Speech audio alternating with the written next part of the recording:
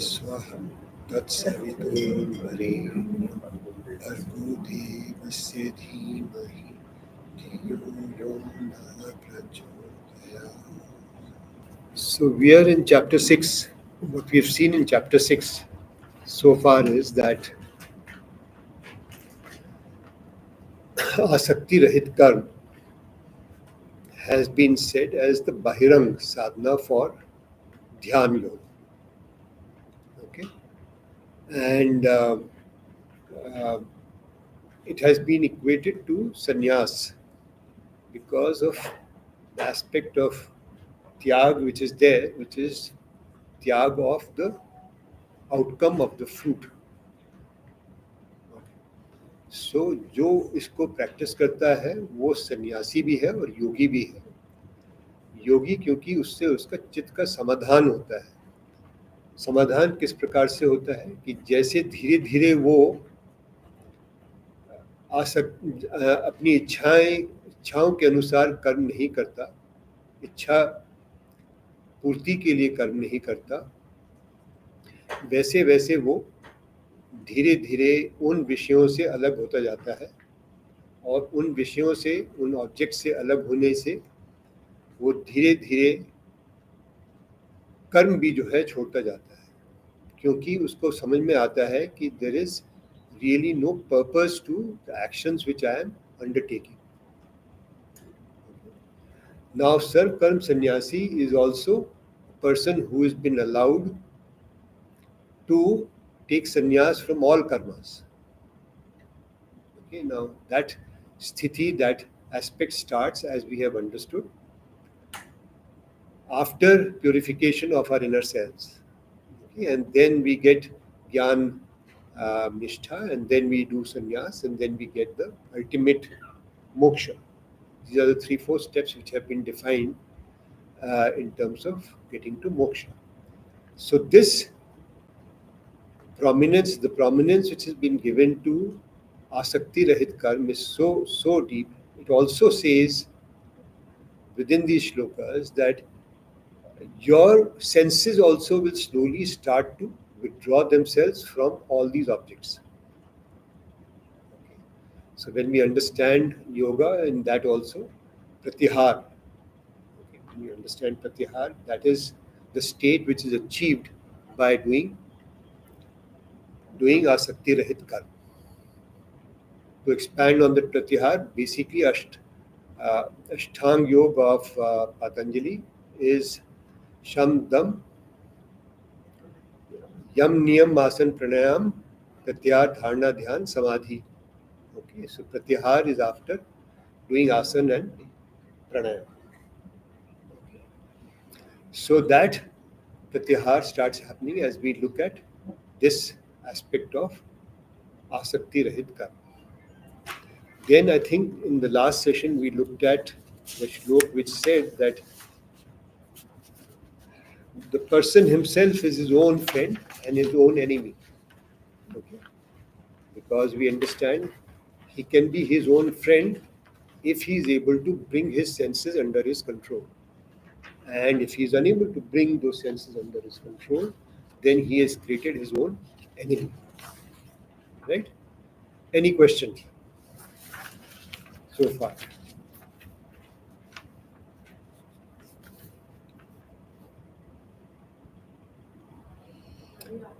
The senses, they start withdrawing from the senses. It means you stop seeing objects.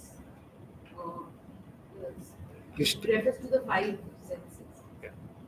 So the objects of these senses, okay, those objects don't remain so important. Like taste or seeing something. So the object of my sense seeing is this chair. Okay. The object of my hearing could be some music. So we start withdrawing.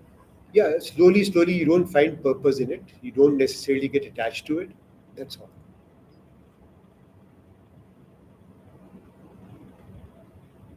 Jnana Yoga is a position between Karma Yoga and Jnana. We'll understand that. It is. people use the term that so and so attains. Speak a Is it little that? louder. Yes. So we've been hearing that people attain samadhi or state of samadhi avastha. Is it same as dhyan yoga or? No, in Dhyan you started with it. Over a process or a period of time, you will get into dharana. So first there'll be dharana, which is what we are trying to understand. Then there'll be dhyan, and then there'll be samadhi. So this dhyan which we're talking about is almost at its very, very early stages. And I'm using the terms which are there in Patanjali because there the definitions are very clear and sharp. Here they are not so sharp. Here he is going to talk about various ways in which dhyan will be attained. There he says dharana, which is constant engagement, constant mind only on him, which is what here also it will come to eventually. Okay, धारणा कि हर समय वही मन में चलता रहता है, एक ही विचार, एक ही चीज, एक ही बात, एक ही भगवान, एक ही ईश्वर मन में जब चलती रहती है तब वो धारणा कहलाती है. वो यहाँ पर भी कहे. So if you said he's been allowed to be free from and take sannyas from all the karmas, by whom? Allowed by? Initially you said. Sorry, You again. said initially the person's been allowed, whoever has been allowed to take sannyas from all karmas. So allowed by whom? Allowed by the processes which he has already undergone. Okay, of Chit Shuddhi, and then after that, understanding Gyan also. So there are paths. This is the path of Gyan. This is the path of Bhakti. This is the path of Karma. So Karma takes you to purification of the inner self. And in this case, he's saying it is taking you to that point where if you have Gyan, then you are almost as if equal to a sannyasi.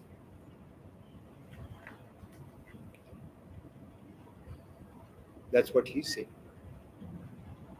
That's the importance which is being given to Asakti Rahit Karma.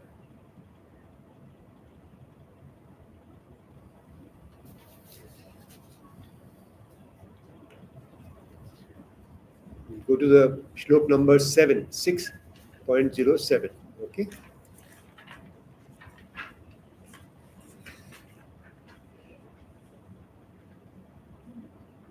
So somebody can read it out aloud. 6.07.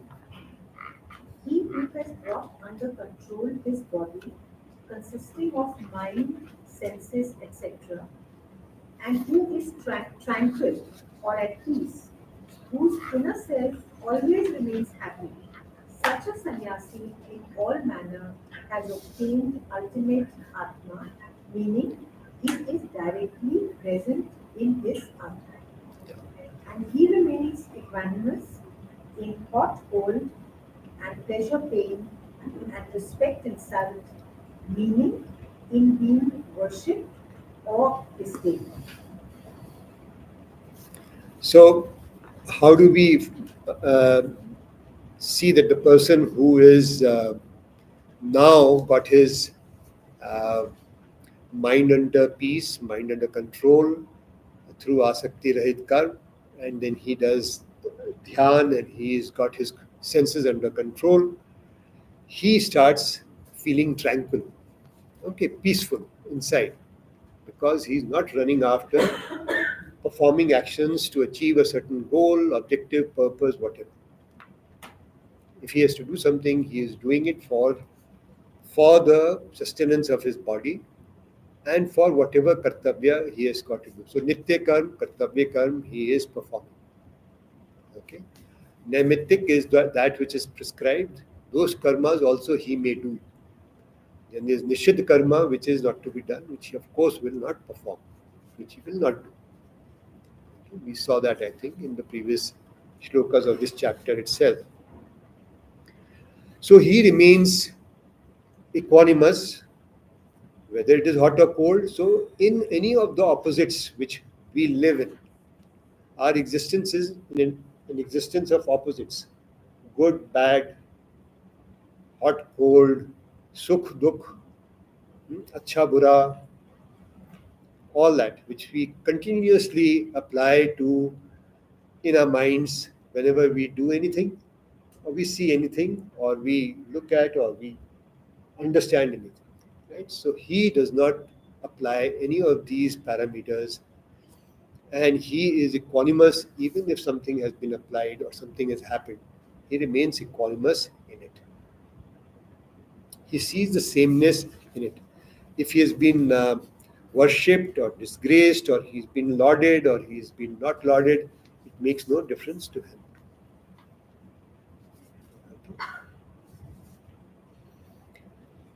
We'll read the 6.08.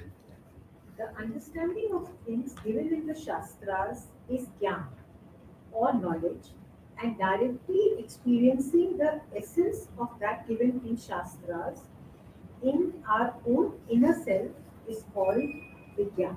Yeah, so we'll just take a pause here. So now we have two aspects, Gyan and Vigyan. And what are we saying? That mental activity of understanding is Gyan. And that aspect, that which you are putting into practice and experiencing, is Vigyan. सो ज्ञान और विज्ञान दोनों से ही जब हम चीज को समझेंगे तभी हमारी समझ पूरी होगी. Which also is understood today's in our today's language also, that thoughts and feelings both combined together help us to get full understanding, right? That's what's said. That in school we have the theory and practical. Right. So experiential aspect is very important, and that experiential aspect is an internal aspect. It's something which cannot be necessarily seen by people externally. Okay? Please go ahead. Whose inner self is satisfied by the Gyan and Vigyan, meaning in whom this conviction has arisen that there is nothing more to know, and who is steadfast in it and has control over his senses, he is called capable, meaning integrated, or in peace, samadhis. Samadhist. Samadhis. That's a word which has been used in the Hindi text, so that it may give you a certain sense of meaning. That word peace is not shanti, it is more like samadhist. Okay? So he's saying that through not only understanding but also through experience, a conviction arises in yourself that there is nothing more to know, and I am steadfast in it. And there's nothing more to know is nothing more than that Brahma to know, that Ishwar which has to be known. There is nothing more to be known other than that. He is steadfast in it and he's got control on his senses. Then he is capable, he is ready. He is not reached samadhi as yet, but he is now ready to get into that state of peacefulness which is there in samadhi. Okay? So he's prepared himself to be there now. After confirming everything in his mind, in his feelings, in his control on his senses, he's understood all that, and he's now focused on that alone. Such a yogi understands that mud, stone, and gold are the same, meaning in his eyes, mud, stone, and gold are all the same, one Brahma form only. So this yogi, this person, he understands that what is it that is the tattva in that mud? What is that tattva in that stone? What is that tattva in that gold? Which is that one Brahma alone. And he only looks at that, and he is not bothered about the shapes and the forms which the mud takes, or the stone takes, or the gold takes. And that form which any of these things take are the ones which are the reasons for our attachment to those forms. If we see that all of them as a base, as a tattva, as a basis is the same, then there is no necessity to attract your attention and put that attention to any difficult use, as I would call it, okay? Because that will cause itself a whole lot of reactions. I slight doubt about the previous sentence, that there is nothing more to do. So all yogis have reached the same level of knowledge. They would be at some point in time to be able to get into the state of samadhi. Those who have not, and there are some things which are still coming back to them, and they still want to figure out, and they still have to spend time on them, then those are still a little bit of a block, a hurdle to their own progress. And that is an examination which becomes an ongoing examination for yourself also if you are progressing on that path. Okay? I had heard of two terms. One was cervical samadhi and one was nirvikal, Nirvikal samadhi. But I don't Both know. are, we'll come to that also. Okay? I wasn't sure the question is relevant here, but Not- I had read so- them sometime. So, Savikalp is the Sagun, the Samadhi with the Sagun, which is, let's say, if we are following Krishna or we are following Hanuman or we are following Durga, then I merge myself with that deity, that is Savikalp, and Nirvikalp is with Brahma, the Atma, without any form. Okay. So the terms are a little different, and that's all. The words are little different. They are used in Yoga Shastra by Patanjali, and what we're talking about is in Gita, so the words will be a little different. That's all.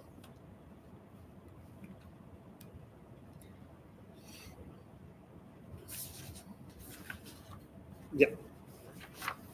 So we'll go to number 9. Okay. Suhrit, doing welfare without any desire for welfare in return. So I've used this Hindi term, okay, so that how do you really explain a word or what is being said? So Suhrit is somebody who is doing things for others, for the welfare of others, without expecting anything in return, or expecting any welfare in return, in specific. Okay. Mitra, one who loves. Ari, enemy. Udasin, without taking sides in conflicting views. Madhyast, who has well-being for both opposing persons. Dvesh, who is disliked. Bandhu, own relative. In all these, and in the persons of distinction, who walk the path given in the Shastras, and in those sinners who perform prohibited actions, he who considers in his mind that they are the same. So all these people, whether they are Suhrit, okay, they are people you like, they are relatives, people you dislike, the people of distinction, the people who walk this path, people who don't walk this path, people who sin.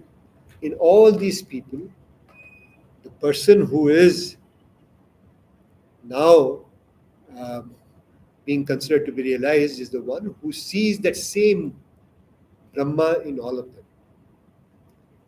Young, old, whatever, bad, good, he has transcended all those aspects and he only sees that ultimate tattva which is the Brahma. That's what's being said here. Please read further. Whose mind does not get into the above as to who is doing what and how. Such a person is superior, meaning such a yogi is superior to all established persons. Yoga do. So, not only his mind does not go into the above, but his mind also does not go into who is doing what, कौन क्या कर रहा है, कौन क्या सोच रहा है, कैसे कर रहा है, क्यों कर रहा है, वो जो दूसरों के मन में या दूसरों के विचारों में जो भी कुछ चल रहा है उसके बारे में वो बहुत ज़्यादा विचार नहीं करता, सोच विचार नहीं करता, उसमें घुसता नहीं है। ठीक है, तो क्यों नहीं घुसता? क्योंकि उसको ये समझ है कि ये सब चीज़ें जो हैं चल रही हैं व्यवहारिक तौर पे इस संसार में, और उसमें कोई घुसने का कोई पर्पस नहीं है। जैसे उसने देखा ऊपर वाली चीज़ों में कि जो सुहृत है, जो मित्र है, जो अरि है, उनके सबके पीछे कोई पता लगाने के लिए कि कौन क्या है, क्यों है, कैसे है, उसके पीछे कहीं उसका मन या उसका विचार नहीं जाता। Yeah. Don't differentiate between the right and the wrong. He understands right and wrong, but he doesn't get into it at all. Also not get affected. Actually, he is in a state where there is no right or wrong. Let's understand that, because it's transcended the space of right and wrong in a full realization. But this is confusing. If you take the whole Mahabharata and this is Bhagwad Gita, the whole thing is about right and wrong. Yeah. So, what is Mahabharata about? It is about all the interactions which happen in a normal worldly circumstance. Right. Right? And that is where good and bad is. If good and bad did not exist in this Vyavarik Jagat, okay, then there would be no need for anybody to tell you what to do and not to do. Then the purpose of Shastras also would be not there. Because in a sense, Shastras are telling you what to do and not to do by helping you to understand what is the truth and what is false. Okay? But if Shastras are telling you what to do, what not to do, Shastri also is to tell you what to do. Yeah. Only when he transcends the entire space that he finds that the entire universe is dissolved. It does not exist, which we see. If we see chapter 2, shloka 16 itself, it says that na bhavo jo hai wahan par, that which exists is not true, and that which is never not existing. Also, yada yada again, Ha. whenever So they when put he up, is then you're right. So when he is talking about giving guidance to us, then he is talking about what is good or bad. Like controlling of your senses is important. Okay? But when he is talking about that person who is now realized, then he has transcended that. Okay? That's how it goes. So his mind does not get, so he does not think about what he is doing, why he is doing. What the other person is doing, what the other person is thinking, Right. why he is thinking, why he is doing this way or that way, that is not his interest at all. But what he was telling is that a person interferes your life, आपको harm and कर रहा है. whatever he is harming you, then what you do? You will understand as you go along, those harms, as you're perceiving them today, will not be harms Because you are also. not in a materialistic Correct. So It whatever is- he takes Yeah. away, It is of no consequence because you understand that this existence is dreamlike. This is happening in a dream. He's in a How does picture it- frame, it doesn't matter for him whether he's in pain The- or pleasure, it's the same. so we are in a materialistic, pure materialistic. Absolutely. आपको exactly Absolutely. So when we get to that state and then we understand that my mind is still going into looking at what this person may be thinking, then I have to watch my mind and say, this remains as a small thing which needs to be removed. See, this Gita is not being written only for jnanis like us, but also those who are now reaching a certain level, sannyasis or jnanisht. You have to still realize that ultimate. Okay. So when she asked the question, nirvikalp samadhi, so what happens there? How you will have to transcend various things are things which are given as you go along. We will not pick up those things easily in Gita because they are spread all over. But if you apply a mind, you'll suddenly find that they are given. Okay? So they are given fully, because Gita is a complete text. It is not about just telling us as a jnanis as to what to do. Those connections are right now very difficult. Very for difficult to us. make. Arjun's questions are so relevant that it's natural to get confused, I think, Yeah. every now and Confusion is good. That you come with it. Clear it. So we'll go to now shloka number 10, and this is part of the next set of sheets. That's the next sheet which is going to be handed around. And so now, what is the set of steps a dhyan yogi has to, or a dhyani has to do, take, okay, which has been described in shloka number 10. And I'll read that till the time you get your sheet. The yogi who's performing dhyan should alone, I'm looking at shloka number 10, 610. Okay? The yogi who is performing dhyan should alone, meaning without taking anyone along, sit in a cave in the mountains, etc., or be based in a solitary place. Constantly stabilize the mind in the dhyan of the Bhagwan. Okay?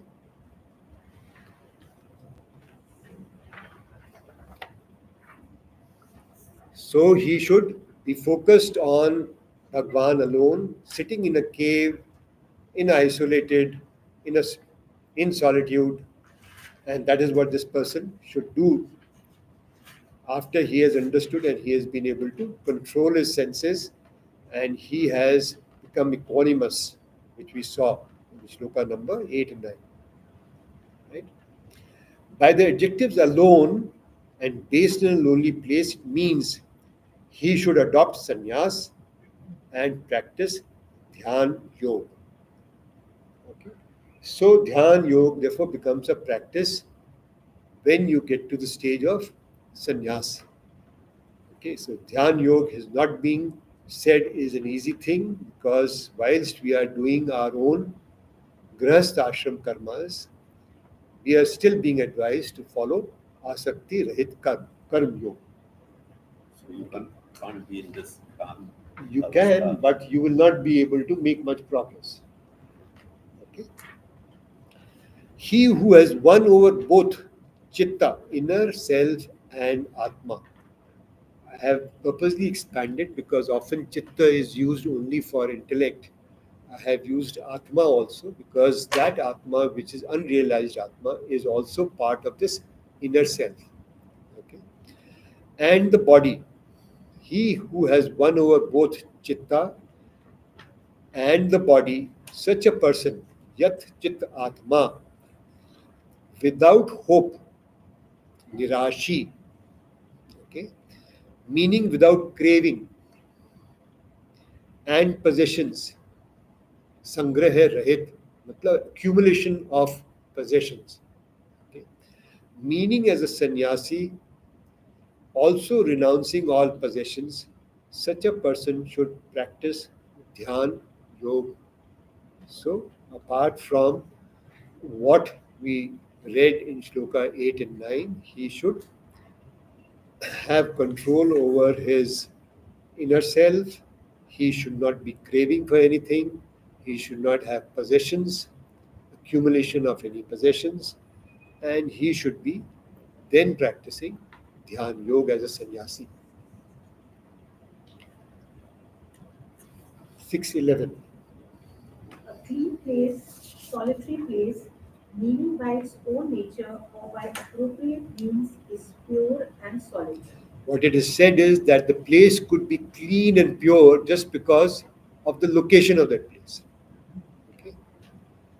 Or else, if it is not so, then you have to make it clean and you have to make it appropriate, you have to make it pure by various other methods. Those methods are not being given in this particular text, but those are possibly available in other texts. In that place, not keeping the asan very high or too low, on which cloth, deerskin, and Kusha. kusha grass is arranged in reverse order, spread with a steady and stable manner. So now he has told you as to what is the type of place, okay, where you have to go for your dhyan yoga as a sannyasi, how you should be preparing that place. Okay, that means that how do you uh, keep it clean and uh, purify that place. It should be a pure and a clean place, and the asana has to be not too high and not too low. What is being said by it? If it is too high, then when you are doing dhyan yoga, then you may actually just fall off because of lack of control on your body. Okay, you may suddenly fall off and hurt yourself. If it is low, then there is a possibility of dull, dirt, filth, and things like those sort of just getting trapped there, and you not being able to clean that regularly enough. So it should not be too high, it should not be too low, it should be a place which is going to be therefore allowing stability and allowing you to be able to keep it clean and proper. And then what do you do? Then you first put kusha. kusha कुश होती है ना, घास होती है कुश, हाँ, that कुश घास को जो है नीचे फैलाओ.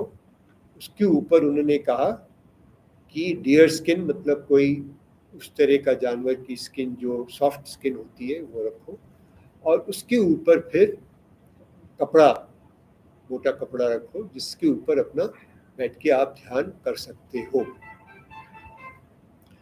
कुश जो घास है वो एक प्रकार से जो नेगेटिव एनर्जीज है, जो बाहर से कोई डिफिकल्ट चीज़ें which are not under your control can be imposed by, for example, suppose there's something happening in the celestial space. So Kush helps you to protect yourself from the influence of those celestial bodies.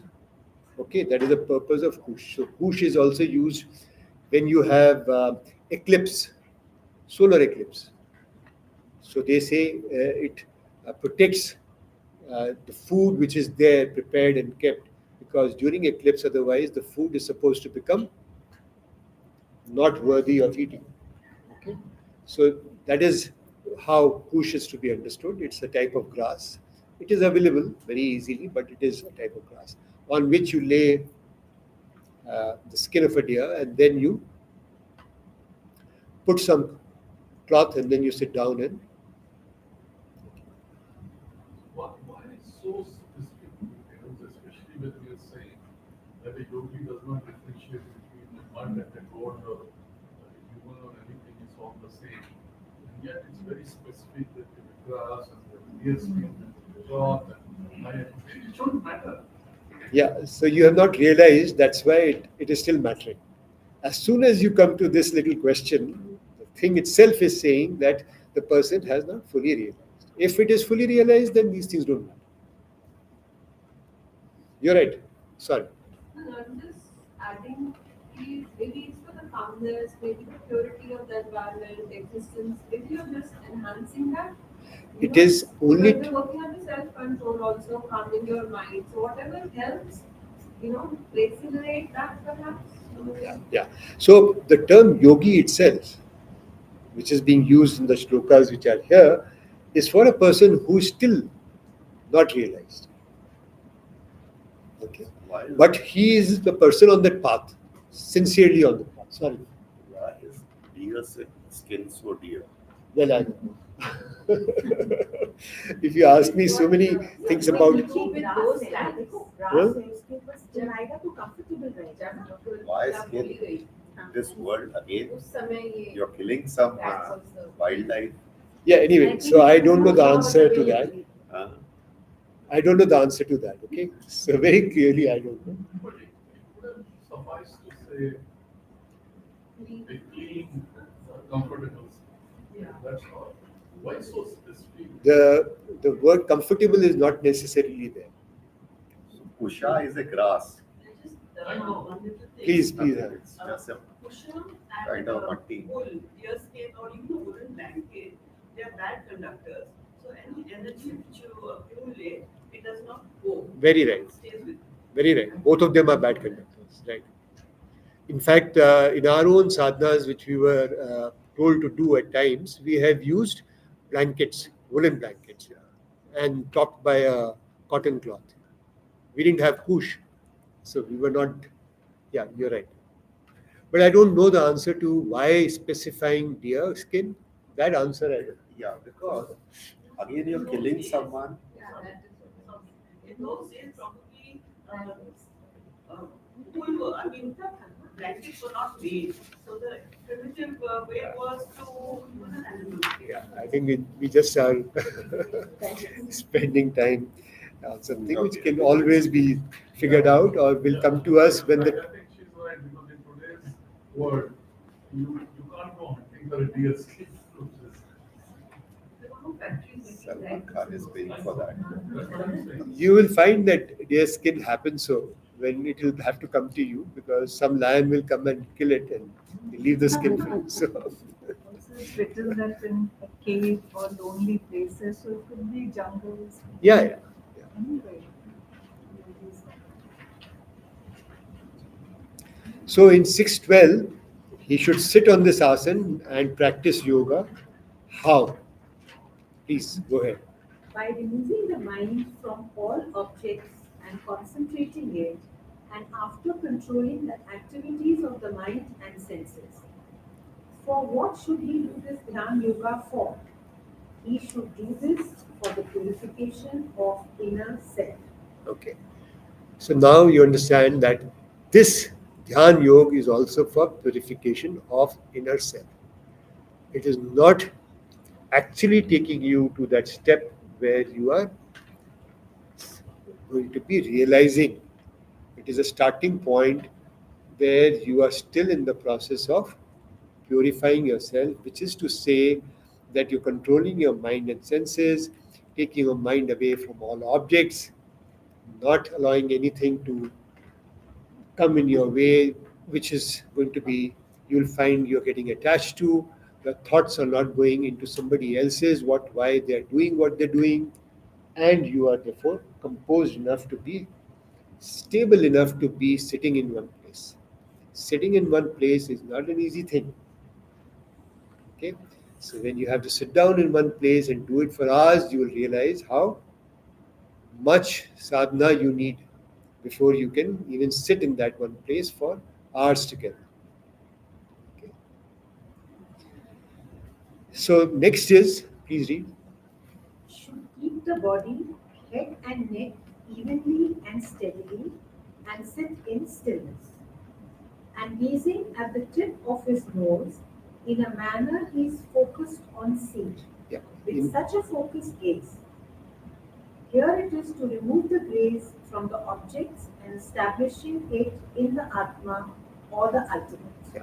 So when he is focusing on the tip of his nose, it is not that he is seeing the tip of his nose constantly, but he is focusing it as if he is gazing at that Atma, that Brahma, whatever he is visualizing as Atma or Brahma. Okay? So the purpose of gazing at the nose is not to say that you're only looking at the tip of your nose, but to focus your attention, get your attention focused on that which is Brahma. Yeah. Converging this sight is necessary for the concentration on the inner self in the Atma. Since if the purpose was to only see the tip of the nose, then the mind will only focus on that and not in the Atma. In this way, focusing the eyes on the tip of the nose and not seeing in other directions, even occasionally, meaning not taking the gaze in other directions in between. Okay. Should we go to 14 now? And with a totally peaceful inner self, Prashant Atma, fearless and established in the vow of chastity, serving the Guru, begging for food, etc., which are the vows of a celibate brahmacharya, based in them and practicing them and controlling the mind, meaning ending the distractions of the mind and keeping the chit in me, meaning whose mind has become focused on me, such machit, and with a collected and contained mind, believing I am the Supreme, sit in this manner. Okay, so some more things have got added as to what he has to be practicing while he's sitting there. Okay, so totally peaceful inner self, Prashantatma. He is calm, peaceful, happy within his own self. He is not dependent on any of these attributes for anybody else's presence or help. And he is established in his vow of chastity, serving his guru, begging for food when he needs it, and following the vows of celibacy, based in them and practicing them, controlling the mind, and ending the distractions of the mind. Okay. Lot of discipline is also, self-discipline is also being important. Yeah. So when we read Aparoksh Anubhuti, we read the बहिरंग साधना के जो हमने 9 साधनाएं पढ़ी थी, ठीक है? तो उसमें हमने क्या पढ़ा था? Anybody? वैराग्य, विवेक, विवेक वैराग्य के बाद में शम दम उपरति तितिक्षा श्रद्धा समाधान मुमुक्षुता. तो at an early stage itself, sham dam are given as practices, as sadhanas. Okay? Sham is saying that you control your desires, and dam is that you withdraw your senses from the objects. So right up front, in almost every text which you will come across, you will find that if the objective of the text is to get a person to achieve self-realization, then they will start with Sham Dam. Okay. Now let's look at a text like Patanjali Yoga Shastra. Yam Niyam. Okay, Niyam is disciplining. What do you discipline? Your senses. Yam is withdrawing your desires, moving away from your desires. Yam Niyam Asan Pranayam. So you should perform asana and pranayam only after you have disciplined yourself. Okay, however, when we get into Hatha Yoga, Patanjali Yoga, Yam Nam is kept aside and it comes back later on. Okay, so Hatha Yoga, which has been given to us by Swami Ghirand in 4th century, okay, is starts off with asana pranayam, and that is what we follow these days. And that also in its own way, but whatever that is at this moment, that is yoga.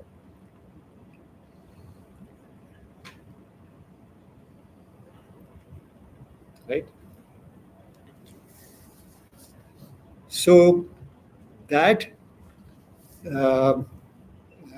what you asked is a question on controlling your mind, that becomes so important, or controlling your senses.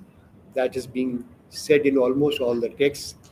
And then Yoga Shastra also says in its second shlok itself, Yogasya Chit Vritti Nirodha. Yoga is Chit, Vritti is distraction, so Chit is mind. So yoga is about controlling or stopping the distractions of the mind. Okay, and that's the number 2 shlok which is there, because the first shlok in any text will be that which is pertaining to paying obeisance to the Ishwar. Right? So that is what yoga is. And here also we see a similarity, that he is talking about the same thing. He is trying to control the mind, ending distractions of the mind. Okay? And keeping the chit in me. And we will see a lot more of this as we do bhakti yoga. केवल मेरे में ही अपने चित्त को, अपने मन को, अपने बुद्धि को, अपने सब चीजों को एक ही मेरे में ही लगाना है, एकाग्र होके. Meaning whose mind has become focused on me, such much चित्त, much मतलब just me, मेरे में ही चित्त लगाना, much चित्त, and with a collected and contained mind, मतलब इधर उधर भाग नहीं रहा है वो मन जो है. Believing I am the supreme, sit in this manner. मैं ब्रह्म हूँ, I am the supreme. मैं इस तरह से सोचकर बैठता हूँ, तब मैं अपने आप को रियलाइज करता हूँ. यहाँ पर ये कह रहे हैं. Then it is said, someone loving a woman would have his mind focused on the woman, but he does not think the woman is supreme. Okay? He thinks that the king or the deity is superior. But this practitioner, ये जो साधक है, keeps his mind focused on me and knows that I am the ultimate supreme.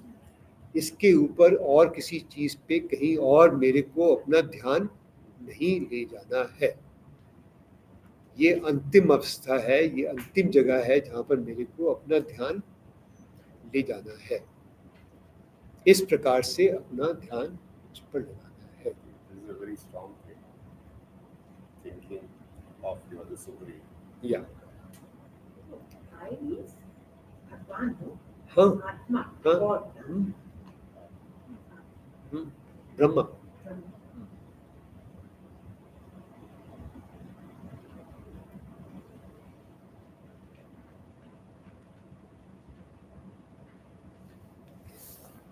So today we have only finished this much because this forms a good section as to how to do dhyan.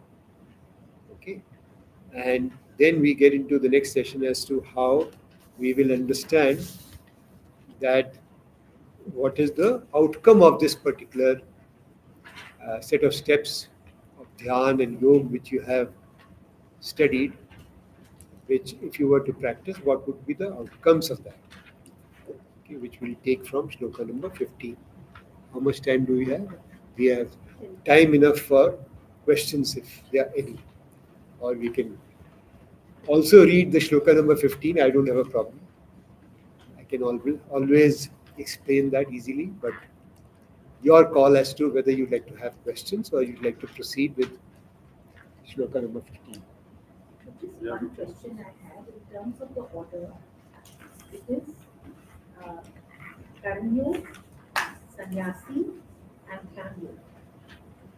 In terms of the order, which we saw in chapter 5, previous chapter, we saw it was very clearly given. I can maybe even refer to it, it's nice to read it. But the process is that you are first doing karma, and then you are understanding what is Gyan.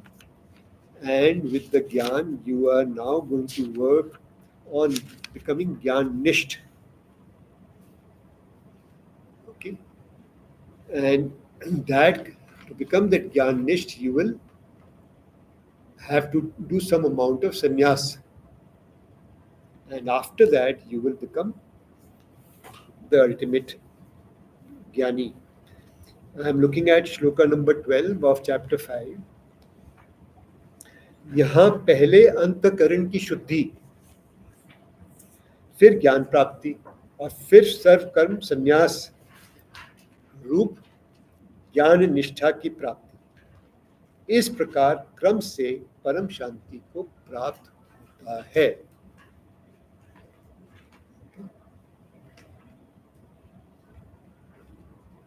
So we are getting pieces of gyan as we are understanding karma. There is more gyan which we will be getting as we go along. With the karma yoga and your mind on the gyan which you are going to be receiving. So I'm giving you one path, which is the path of gyan, for example. Then you do what? इस प्रकार का विचार होता है अपरोक्ष अनुभूति में, वो विचार जो है आप करेंगे उस ज्ञान पे, और धीरे धीरे आपका जब मन शांत होता जाएगा, कंट्रोल में आता जाएगा, then you are in the state in which you can possibly start looking at sannyas. And then you understand what are the gaps in your sannyas by the process of reading these last 5, 6, 10 shlokas, which we just did, and then purify yourself, improve upon it, and then slowly you will become stable in that particular jnana. Jnana nisht ho jayega, established ho jayega. And that will lead to the ultimate knowledge. इसलिए जो ध्यान पे बोला था कि you concentrate on the but sometimes they say concentrate on your breathing. So what is the All those are only aspects which are going to help you purify yourself. Okay, which we are all understanding. जितना भी ध्यान है, that is all part of helping you to purify yourself. So let's understand that when we are doing karma yoga and we come to this dhyan, we're still purifying ourselves. Now we could be doing bhakti and we can still come to dhyan and we are still purifying ourselves. Okay. How do you do dhyan also? By completely putting that single-minded attention, matchit, यहाँ पर जो शब्द use किया है, matchit on that, who is that? That Brahm alone, that I, Supreme Brahman. And if you, that is Nirgun, and if you want to do Sagun, then you are, Krishna Bhagwan will say that मेरे में ही केवल चित्त अपना एकाग्र होके लगाओ. In Dhyan, most तो difficult. जब उसमें ध्यान हम लगा रहे हैं तो एक प्रकार से वो भी भक्ति ही हो जाती है. ये कहना चाहते हैं. Sorry, now your question. So I was saying that when you do a dhyan, the most difficult thing is that your mind is constantly Engaging itself with- engaging itself, and then you let it go. Then it starts again, comes after some time. So that is what has been explained here in this chapter 6 also, that the first step to that is asakti rahit karma. Only when you can bring your mind to a certain level of awareness, that is being suggested as the next step. Dhyan yoga is after that. But Did when I answer your question? So when we are doing asakti red karma, even at that time we need to focus, or some element of dhyan is involved there also, because we just cannot It straight is away. some aspect of jnana is also, Dhyan is yes. that's all. The jnana, whether you are now converting it into saying dhyan or you are saying it in any other word, it's the same thing. So now in this world, So, for example, suppose you were to look at asakti rahit karma and then you say Ishwar arpan karma, then it is some form of bhakti itself. Yeah. These distinctions are there to make us understand the path, or it is the path step These distinctions are being given. If you are looking at Ishwar arpan karma and asakti rahit karma, there are some overlaps. Somebody will follow the Ishwar arpan route more, somebody will follow asakti rahit karma more. So variations are available to you.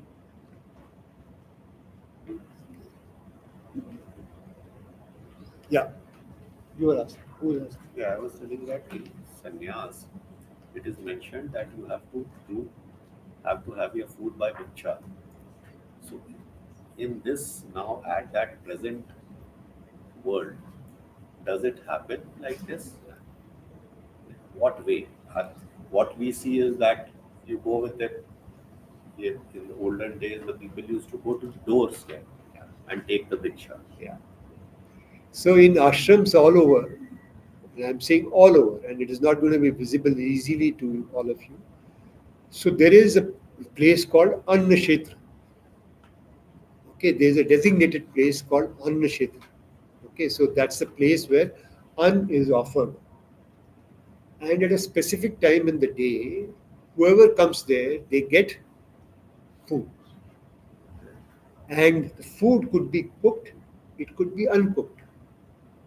It could be what? It could be what? So they all provide that to these sannyasis who are wandering all over the place.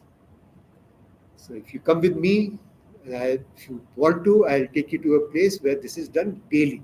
So even in our places where we are living, so there are villages here where there are some ashrams and mandirs. Every day, food will be given to those who are coming at 11 in the morning. Usually it's 11. But if you see Rishikesh, my experience with Rishikesh was that we called for it.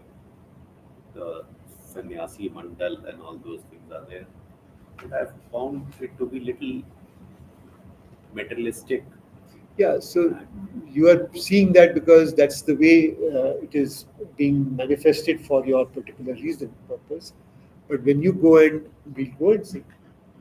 So there's a huge queue which will be there, and they'll be all standing very quietly with their kamandal or some little jhula, and they'll take what is there. And Even in jails, so people who've given up, who become sannyasis, so they go, they just keep walking, and so the Jains who are practicing, like people like us, then give them food, and it's supposed to be very auspicious. That, you come across such a person whom you've been able to offer that, and yeah, therefore you make it very special. So there and are they are, yeah. these ashrams also do a very special job, and that food is going to be of a very different taste as well because it's made by people who are supposed to be pure themselves. How much we can't say, but yes, it's supposed to be. Like for example, even in our bhandaras which we put, we always look for people who are supposedly good Brahmins or something, who are adapted making food as well as of certain amount of capability in that sense. In fact, in Jains, so they go one extreme. They just take as much as just can come in. Yeah, so So all they're supposed to eat. these are the vratas which they carry themselves. So there'll be people who will say we'll not have grain. So there'll be people who will say only this much they'll have. So various types of vratas, tapas they will do as well. Okay, so those are separate practices. So, in this Mahakumbh, like we saw pictures of modes and modes of sadhus coming there for this whole meeting. So they are all sannyasis. They have reached that stage of sannyasi. I'm not able to say that. I have no idea. I can't. I'm a small guy. I don't understand. A jnani. Really, Okay. you don't want to judge. How can I judge? Who am I to judge it all? If I know, I can possibly say something, but if I don't know something, how can I? I can only say because of the path they are following that they are, let's say, somebody who's doing a, something good, whatever it is.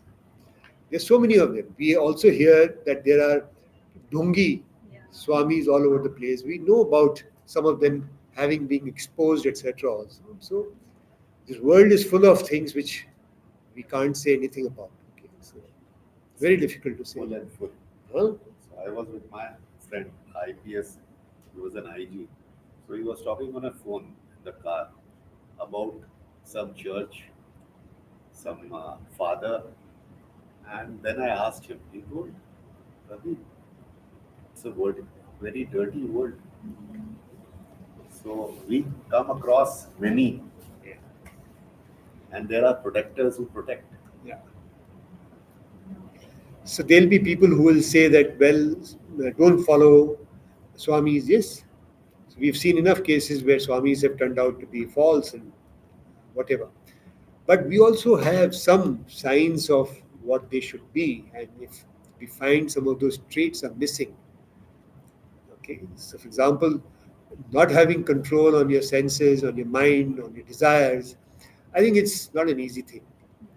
Most of these swamis would actually not fall into that category at all. Okay, you just start looking at it, you'll say, well, I think this guy is far away from it.